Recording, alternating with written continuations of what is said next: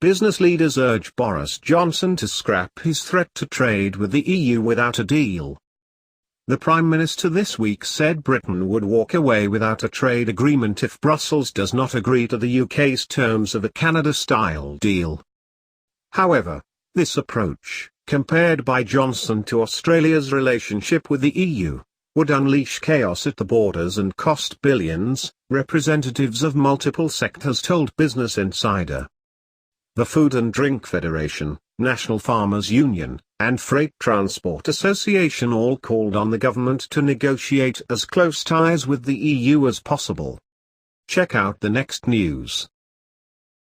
Some of Britain's biggest business groups are urging Boris Johnson to abandon his policy of threatening to walk away from the European Union without a trade deal, warning that it would unleash economic chaos costing billions of pounds. Prime Minister Johnson this week said the United Kingdom would pursue a relationship with the EU like Australia's if Brussels refused to agree to its demands by the end of 2020. However, Australia does not have a free trade deal with the EU, and does relatively little trade with the bloc, compared to the UK. The trade Australia does do with Brussels is largely on World Trade Organization terms. Figures from several key industries this week told Business Insider that trading with the EU without a free trade agreement, as laid out by Johnson this week, would cause severe damage to businesses nationwide. Dominic Gowdy, the Food and Drink Federation's head of international trade, said calling it an Australia approach is fairly meaningless, as such an arrangement would have very little of substance that would do anything to help food and drink businesses. Gowdy said, "We know that reverting to most favored nation tariffs would be disastrous for food and drink.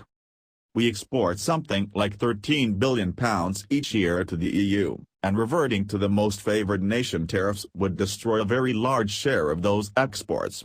It's a bad deal for us and it's a bad deal for our industry in Europe."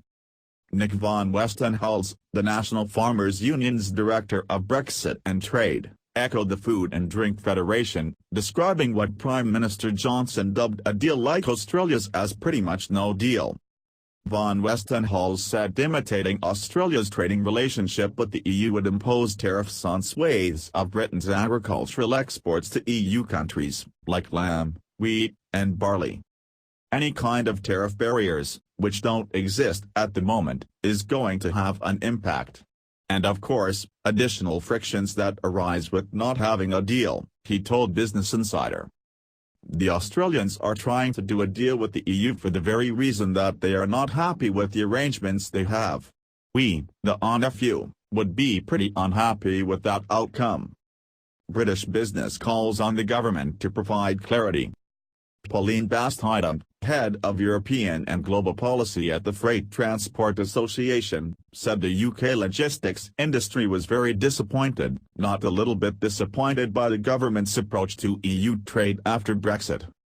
She told Business Insider that the logistics sector, which transports goods across the border, urgently needed specific details from the UK government on what to expect in January 2021. So it could begin preparing as soon as possible. We need the government to spell it out and say in no uncertain words yes this is going to continue, or no this isn't going to continue, Bastian said, using the example of questions marks over how and where agricultural goods crossing the border will be checked in 11 months' time. Where are the border inspection posts? There are none at Eurotunnel. Even where are some at other parts? Do they have the capacity to deal with the increased volume? Are we going to provide training and support? How are we going to help the industry get there?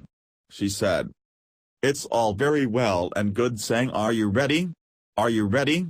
As they, the UK government, constantly do, but we need absolute clarity at an operational level and we need concrete measures. The government this week stepped up planning for life outside of the EU, announcing a month-long consultation for businesses to submit their views on what the UK should prioritise in trade talks with Brussels and other countries.